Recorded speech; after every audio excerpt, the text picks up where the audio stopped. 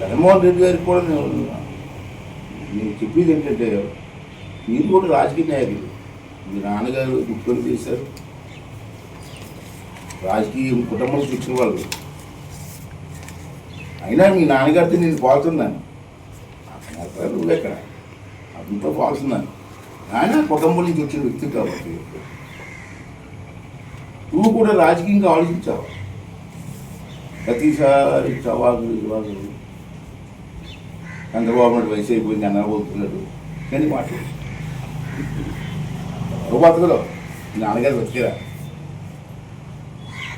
భగవతుడు ఎవరు బతకలు ఇక శాసనం ఆడతాడండి అన్నారు బతుకుతాడు. నేనే ముఖ్యమంత్రి అంటే చంద్రబాబు నాయుడు ఉంటే ముఖ్యమంత్రి అవుతావు నమ్మకం లేదా? చంద్రబాబు ముసోడు అయిపోయి పోతాడు కాబట్టి నేనే ముఖ్యమంత్రి అంటాడు. అయ్యే మాట్లాడండి. ఓ రాజకీయ నాయకుడు ముఖ్యమంత్రి చేసిన వ్యక్తి అలా మాట్లాడొచ్చండి. మొన్న సజ్జల రామకృష్ణారెడ్డి గారు ఎవరో ఒక స్టేట్మెంట్ ఇచ్చారు, చూశాను. ఈ హోదా అసెంబ్లీలో ప్రతిపక్ష నాయకుడు హోదా ఇస్తే అసెంబ్లీకి వస్తుంది అని నేనేం చేస్తానయ్యా? నాకున్న రూల్స్ ప్రకారంగా నీకు సరైన నెంబర్ లేదు, కావాల్సిన నెంబర్ లేదు, భగవంతుడు నీకు ఇవ్వలేదు. కేవలం 11 వచ్చాయి. అయ్యాన పోతుడు ఇవ్వచ్చు అంటాడు.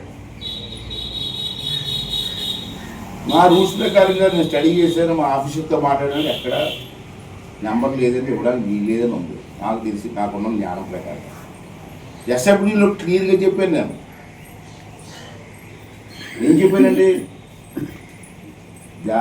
అసెంబ్లీలో దేవాలయం అనేది దాంట్లో నేను పూజారిని మాత్రమే,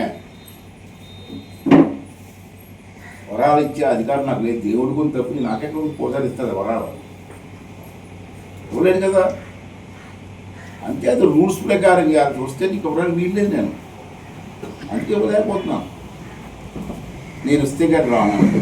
నిన్న కూడా స్టేట్మెంట్ ఇచ్చాను, మోహన్ రెడ్డి స్టేట్మెంట్ ఇచ్చాడు, నాకు వాదా అవ్వకపోతే రాను అని.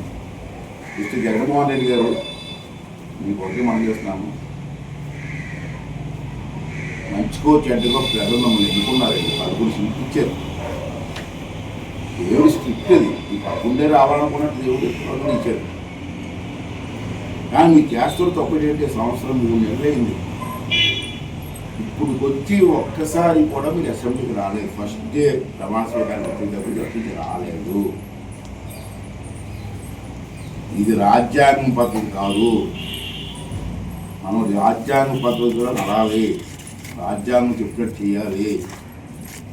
ఈ పెద్దలు చేసేటువంటి రూలింగ్. మీరు 11 మంది ఎలా గెలిచారండి? ప్రజలు ఓట్లేస్తే గెలిచారు. ఆ ప్రాంతాలకు సమస్యలు వస్తే అసెంబ్లీలో మాట్లాడతారు, మాకు ఎప్పుడైతే కదా మీకు ఓట్లేశారు. మరి మీరు ఎందుకు అసెంబ్లీ రావట్లేదు? ఆ ఎమ్మెల్యే పాపం వచ్చి ఆ ప్రజా సమస్యలు, ఆ ప్రాంతంలో ఉన్న సమస్యలు చెప్పుకునే అవకాశం లేకుండా చేస్తారా? ఆ ప్రజలు ఎంత ఇబ్బంది పడుతున్నారండి? పోనీ ఇవన్నీ చెప్పాడు, రోజు మా ప్రశ్నలు మాట్లాడుతున్నాం. ఈ మాట్లాడిందితో ఈ అసెంబ్లీకి వచ్చి అసెంబ్లీలో మాట్లాడు. నేను నిన్ను ఆహ్వానిస్తాను. ఈ 18 నుంచి అసెంబ్లీ ఉంది, మళ్ళీ అసెంబ్లీ నుంచి రేపు 18 పెట్టాను. రా అసెంబ్లీకి రా. ఈ 11 ఎమ్మెల్యేలు రండి, మీ సమస్యలు మాట్లాడండి, ప్రభుత్వం చేసిన విధానాల గురించి ఏం తప్పులు ఉంటే విమర్శించండి, సరిదిద్దుకోమని చెప్పండి. అసెంబ్లీలో మాట్లాడుతూ ఉన్నటువంటి ఉపయోగం ఏంటంటే అక్కడ మంత్రులు ఉంటారు, ముఖ్యమంత్రులు ఉంటారు, డిప్యూటీ ముఖ్యమంత్రి ఉంటాడు, అధికారులు ఉంటారు. మీరు ఎప్పుడైతే అసెంబ్లీలో మాట్లాడతారో అసెంబ్లీ రికార్డ్ అవుతుంది. దానికి వెంటనే మంత్రి గారి సమాధానం చెప్పాలి. అసెంబ్లీలో ఉన్నది ఉన్నట్టు చెప్తాడు, లేకపోతే పరిశీలిస్తానండి, తప్పనిసరి చేస్తాను, మంత్రి గారు సమాధానం చెప్తారు. మరి నువ్వు ధైర్యంగా అసెంబ్లీలో అడుగు పెట్టకుండా ఈ సమస్యలు చెప్పకుండా బయట ప్రెస్ మీట్ పెట్టి మాట్లాడితే ఎంతవరకు సంబంధం? వేదిక ఉంది మనకి, అఫీషియల్ వేదిక, రాజ్యాంగం మనకి ఇచ్చిన వేదిక అసెంబ్లీ. అసెంబ్లీలో మాట్లాడి దమ్ము లేదా నీకు? అసెంబ్లీలో తప్పులు జరిగితే ప్రభుత్వంలో ప్రభుత్వాన్ని నిలదీసే దమ్ము కానీ ధైర్యం కానీ లేదా నీకు? రా, దమ్ముంటే రా, రేపు అసెంబ్లీకి ఎదుగుతుంది, రా, వచ్చి మాట్లాడు, సమస్యలు మాట్లాడు. సమస్యలు ఉంటే అసెంబ్లీలో చెప్పు.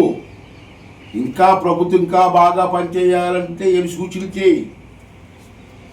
మంచి సూచనలు అయితే ఆ సూచనలు కూడా మేము పరిగణలోకి తీసుకుంటాం. అంతేగాని అసెంబ్లీకి రాను, నేను ఇంట్లోనే కూర్చుంటాను, శవాలు అక్కడ ఉంటే అక్కడికి వెళ్తాను, నేను అసెంబ్లీకి రాను నేను అని చెప్పడం మూర్ఖత్వం అవుతుంది, పద్ధతి కాదు. ఏ రాజకీయ పార్టీకి పద్ధతి కాదు. అన్ని రాజకీయ పార్టీలు కూడా ఒకే దృక్పథంలో ఉండాలా. అది ఏంటంటే ఈ రాష్ట్రం బాగుండాలా, మన తెలుగు రాష్ట్రం బాగుండాలా, మన తెలుగు ప్రజలు బాగుండాలా అని ఆ కోరుకోవాలి తప్పించి నిజంగా మీ వినాశనాన్ని కలిగించడం మంచిది కాదని చెప్పి జగన్మోహన్ రెడ్డి గారికి తెలియజేస్తూ ఈ 18 అసెంబ్లీ ఉంది, రండి, మనస్ఫూర్తిగా ఆహ్వానిస్తాం, రండి, మాట్లాడండి. మిగతా ఎమ్మెల్యేలకు ఎంత టైం ఇస్తారో ఆ టైం మీకు ఇస్తాం, ఓపెన్గా మాట్లాడండి.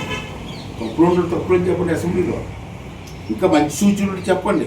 అంతేగాని దొంగ ప్రెస్ మీట్లు పెట్టి దొంగల చేత మాట్లాడించి, పరిమాణాల చేత మాట్లాడించి, బూతులు మాట్లాడించి ప్రజాస్వామ్యాన్ని అవహేళన చేయొద్దని చెప్పి ఈ సందర్భంగా మీ ద్వారా వారు